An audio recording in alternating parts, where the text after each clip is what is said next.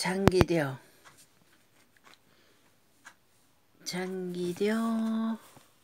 그 사람 지광유철지음.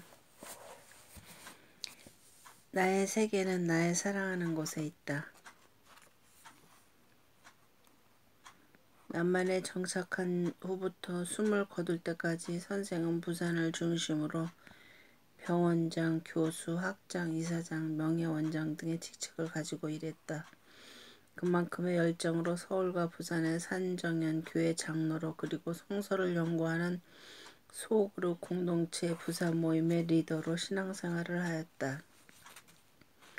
1988년부터는 종들의 모임이라는 잘 알려지지 않은 모임에 나가 단순하고 무소유적인 신앙생활에 전념했다. 아무리 잠자리에 늦게 들어도 4시면 일어나 경건의 시간을 갖고 의사들에게 가르칠 강의 내용을 확인한 뒤 의사들과 미팅을 끝내고 6시 30분에는 회진을 돌았다. 40대 후반 이후부터는 부산, 서울을 왕래하는 겸직 교수와 오전과 오후에 각기 다른 병원 환자를 보는 겸직 의사로 일했다. 그렇게 경무로 시달리면서도 선생은 의학도로서 배움의 자세를 잃지 않았다. 1953년에서 56년에 이어 1961년에 또다시 서울대 의대 교수가 되었는데 이는 미국 외과 전문의 자격증을 따고 귀국한 후배 민병철에게 선진의학을 배우겠다는 일념 때문이었다. 서울의대에서는 선생에게 계속 러브콜을 보냈지만 보건병원 때문에 고사하고 있었던 것. 이렇게 의사와 교수로 분주하게 살면서도 선생은 경건을 위하여 부산 모임을 열심히 이끌었다. 단순히 참석만 한 게 아니라 격월로 발행되는 월보에 거의 빠짐없이 많은 분량의 원고를 쓰거나 번역했다. 선생이 1968년부터 약 20년간 부산 모임과 청십자 소식에 쓴 원고는 200자 원고지로 아무리 적게 잡아도 6,000매는 될 듯하다. 여기에 무교회주의자들의 성서 연구, 번역 원고까지 포함하면 7,000에서 7,500매는 되지 싶다. 적으면 10여 명, 많아도 30여 명을 넘지 않던 부산 모임이었다. 발행 부수 또한 300부를 넘지 않았던 잡지의 독자들을 위해 선생이 보여준 열정은 대단했다. 선생은 받은 편지에 즉시 답장을 보내는 것으로도 유명했다. 1992년에 뇌혈관 경색으로 쓰러진 뒤 오른손에 마비가 온 이후부터는 꼭 답장을 해야 할 경우 대피를 부탁했다. 특히 1969년에 쓴 외과학 교과서의 내용을 바로잡아 달라는 내용의 편지는 감동적이다. 김희규 교수를 비롯한 저서 편집위원에게 보낸 편지는 선생의 학자로서의 성실성을 유감없이 보여준다. 저는 92년 10월 13일 오전 11시경 환자를 보던 중 갑자기 오른쪽에 마비 증상이 오기 시작하여 전종희 교수님과 이경순 교수님의 도움을 받아 부산 백병원에 입원하여 검사 결과 뇌혈관 경색증임을 알게 되고 그 후 6주간 백병원 여러 선생님들의 정성어린 도움으로 많이 호전되어서 고신의료원으로 옮기게 됨을 감사히 여깁니다. 병상에서 생각한 것은 지난 시절 저의 적은 지식의 결과로 오류를 범한 것을 마음 아프게 생각하여 용서를 비온히 바로잡아 주시기를 바라는 마음으로 몇 자 올리게 되었습니다. 널리 이해하시고 관용하여 주시기를 바랍니다. 1992년 12월 17일 장기려 드림. 이런 부탁을 하게 만든 내용은 외과학 학론 356쪽 아래에서 10번째 줄 딱 한 문장이었다. 1988년 이후부터 선생은 각종 원고를 쓰지 않는 대신 매우 꼼꼼하게 일기를 썼다. 지금까지 남아있는 선생의 일기나 메모는 36권에 이른다. 그 일기나 메모를 읽으면 대체 선생은 자신의 몸 간수도 힘든 89령에 왜 이토록 기록에 매달렸을까?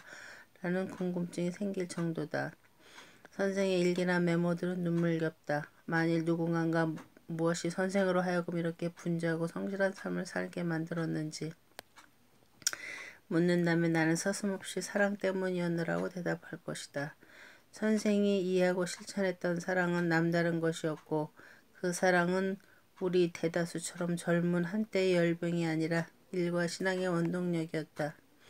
그 시대의 적지 않은 사람들이 그랬듯 선생도 사랑 없는 결혼을 한 것 같다.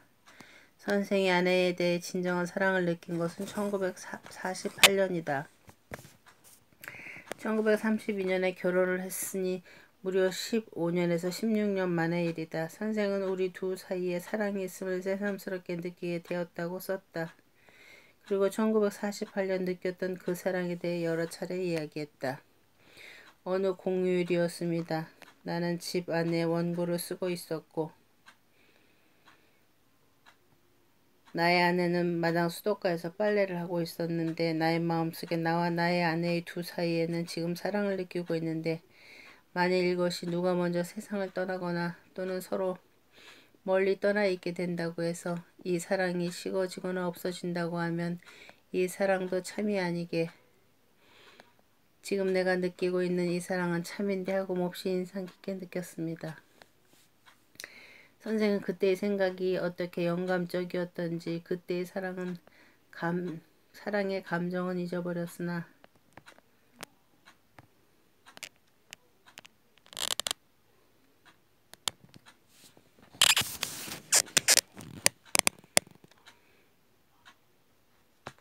그때의 나의 생각은 한 진리를 파악한 듯 경의를 느끼었으므로 잠시도 잊지 않았다. 고 했다. 반복되는 고백을 살펴보면 선생은 이 영감적인 체험을 통해 서너 가지를 깨달았다. 첫째, 남편과 아내가 각자의 일을 충실히 하고 있는 상황에서 아내를 향한 사랑을 강렬하게 느낄 수 있었던 것은 주님께서 우리 가정의 주인으로 주관해 주셨던 까닭이다. 이를 통해 선생은 하나님의 가족 제도를 주신 목적이 주님을 모시고 이 영원한 생명의 사랑을 체험케 하라고 주신 부부의 복이란 사실을 깨달았다.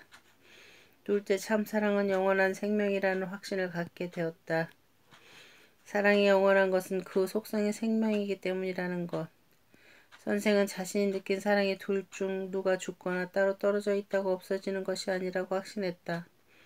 나는 이 체험이 남과 북으로 헤어져 살아야 할 선생 부부를 위한 예언적인 사건이 아니었을까 생각한다.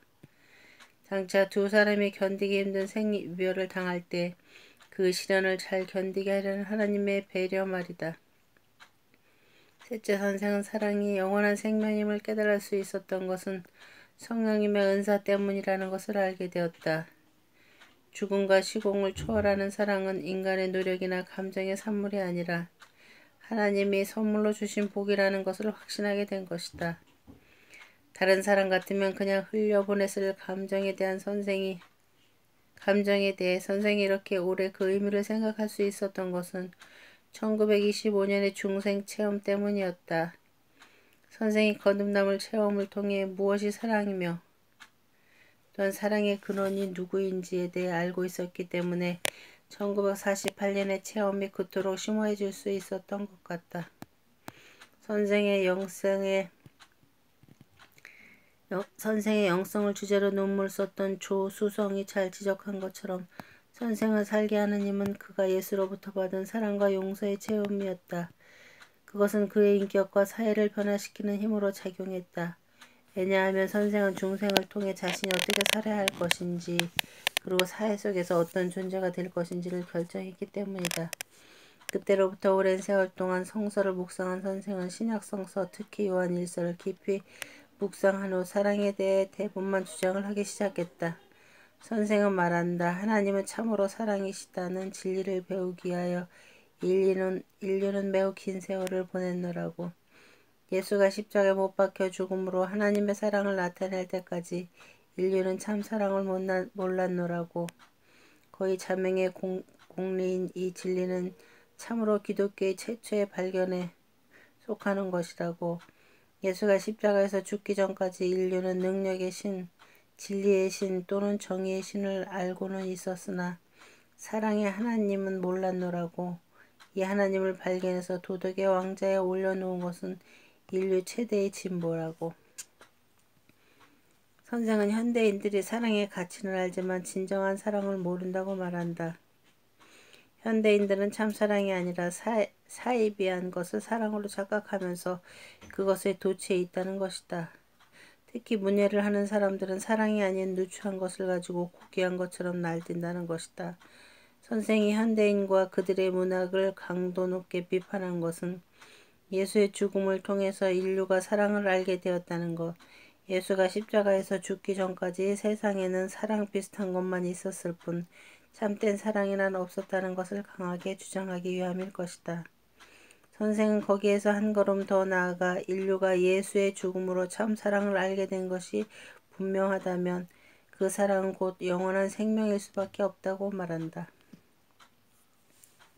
사랑은 다른 사람을 위한 죽음이다. 그리고 영원한 생명은 사랑이다. 그러므로 참 생명은 죽음에 있다고 하는 것을 알 수 있다. 죽음을 두려워하거나 목숨을 아끼는 자에게는 생명이 없다. 잘 죽는 자가 잘 사는 자다. 다른 사람을 위해서 자기의 목숨을 버리는 자만이 영원한 생명을 소유한 사람이다. 다시 말하면 생명은 죽음에 있다. 사랑의 죽음은 생명을 얻는 유일한 길이다. 그래서 사도 요한의 사랑의 철학은 생명 철학의 일대 혁명이다. 이제부터 다시는 죽음을 두려워하지 아니하리라. 도리어 열심히 이 죽음의 길을 찾을 것이다. 선생은 사랑을 위해 목숨을 버린다는 것은 반드시 순교자와 같은 최후를 맞춰야 한다는 뜻이 아니라고 말한다. 우리는 매일 죽을 수 있다는 것이다. 아니 매일 죽어야 한다는 것이다. 인류에 대한 사랑을 위하여 자신의 행복과 재물을 다 희생하여 죽지 않으면 안 된다는 것이다. 선생은 현대 기독교인들의 맹점을 날카롭게 지적한다. 하나님에 대한 사랑만 있다면 사람에 대한 사랑은 자연히 그것으로부터 일어난다는 것을 내세워서 그러니까 자신이 이웃사랑을 실천하지 못하는 것은 하나님께 받은 사랑이 부족하기 때문이라고 변명하거나 합리화해서는 안 된다는 것이다. 하나님을 향한 진정한 사랑은 언제나 형제들에 대한 사랑으로 나타나야 한다는 것이다. 왜냐하면 하나님에 대한 사랑이 참인지 거짓인지는 그 사람이 자신을 사랑하지 않는 사람을 사랑하느냐 아니냐에 따라 입증되기 때문이다. 사실 이 정도 이야기는 웬만한 설교자라면 할 수 있는 이야기다. 아니 교회를 좀 오래 다닌 신실한 성도들도 이 정도는 안다. 그러나 이들과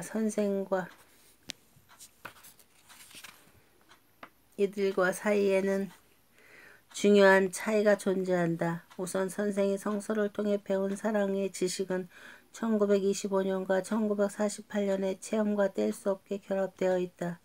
사람들이 성서의 지식과 자신의 삶을 일치시키려는 노력을 별로 하지 않고 살아가는 반면 선생은 체험과 결합된 사랑의 실천에 매우 열심이었다. 이 점에 대해서는 선생에 대해 연구했거나 선생의 전기를 쓴 사람들의 생각이 일치한다. 이만열은 선생의 신앙을 관념적으로 수용하거나 이론적인 공허 속에 내버려 두지 않았고 그의 성서 연구는 단순한 관념적인 사유에 의해서 도출된 것이 아니라 삶의 현장에서 사색과 실천을 통해 육화되어 나온 것이라고 말했다. 이상도 선생의 생애와 삶의 여정 이해에 가장 중요한 기독교 신앙은 삶의 근거이자 기초였고 그의 삶의 과정에 의미를 주었던 동력이었으며 그의 삶의 목표였다고 주장했다. 삶과 행동을 결정했던 행동 양식이자 신념 체계 혹은 가치 체계였다는 것이다. 소수는 선생의 실천을 멋지게 표현했다. 소수성은 선생의 실천을 멋지게 표현했다. 장기려 선생의 삶은 그가 지닌 신앙이며 그가 지닌 신앙의 삶의 말이다. 그가 되뇌던 기독교 윤리와 기독교 가치들은 곧 그의 삶이었으며 그의 삶은 그의 사상이며 생각이었다. 나의 세계는 나의 사랑하는 곳에 있다. 그것은 나의 영원한 왕국이다. 아무도 빼앗지 못한다. 인생의 승리는 사랑하는 자에게 있다. 사랑받지 못한다고 슬퍼하지 말라. 우리는 자신을 사랑하자. 그러면 사랑을 받는 자보다 더 나은 환희로 충만하게 되리라.